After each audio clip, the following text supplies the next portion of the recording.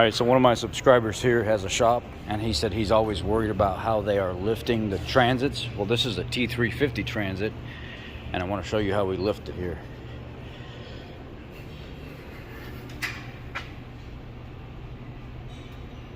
This rubber peg on the back.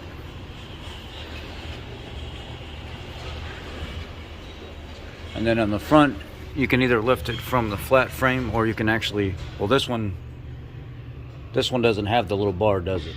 Like, do you know that little bar that they have, right? Or is it on your other piece? Or you can lift it on these right here. You'll see that this bar here. I had to take this off. Yeah, you had to.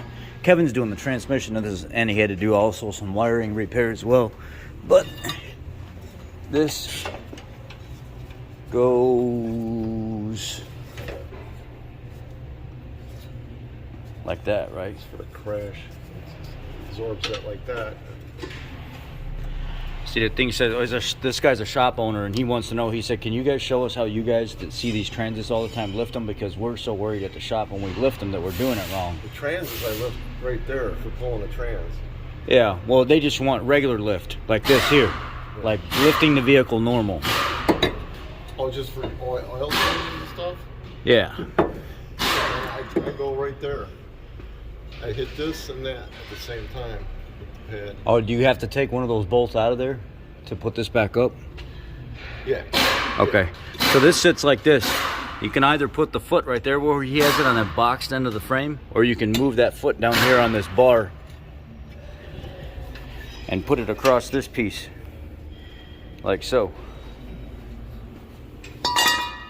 But there's other ways to do it too. Like if you have a different style rack, you can come support it here or support it on the box here, but try to get as far forward as you possibly can. And then back here on the shorter lifts, I've had to actually use the support braces here. But ideally what they want you to do is they want you lifting it here and then across the little piece right here, or right here in the frame. And while we're at it, this transit's already here, it's already on the ground. I can show you. See, these, I don't like lifting these transits with these. You got to find those boxed in areas and put like the big extension arms and stuff on it to lift it. But you can see the lift points here.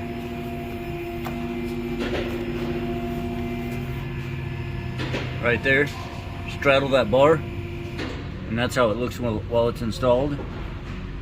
That's where the front goes.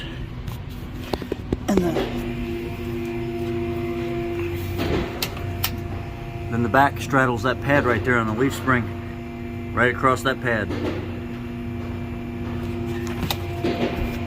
And then obviously the smaller transits, you just use the flat pads on the pinch weld on each side because they don't weigh nothing. You lift them just like you do the escapes. But the 250 and above, you lift from those lifting points. We're on the transits over here right now. This is how you lift the little bodies. Just on the pinch weld is fine. You see, it's got the identifiers right there, here as well, and back here. The 250 and above, you lift from those other points that I was showing you. So this is the little guy. Lifts that are like this, that you got an arm on both sides that can reach out a little further, is fine. The lifts that are like this, what do they call it, like asymmetrical or something like that, they don't, the ones that are canted on an angle, they don't really work so well on the transits. You can try to make it work, I've seen guys do it, but they really honestly don't work that well. The ones that work the best are the ones that are nice and flat and straight like this, but the ones that are curved on an angle like this, I don't like using those on a transit. I won't use those on a transit.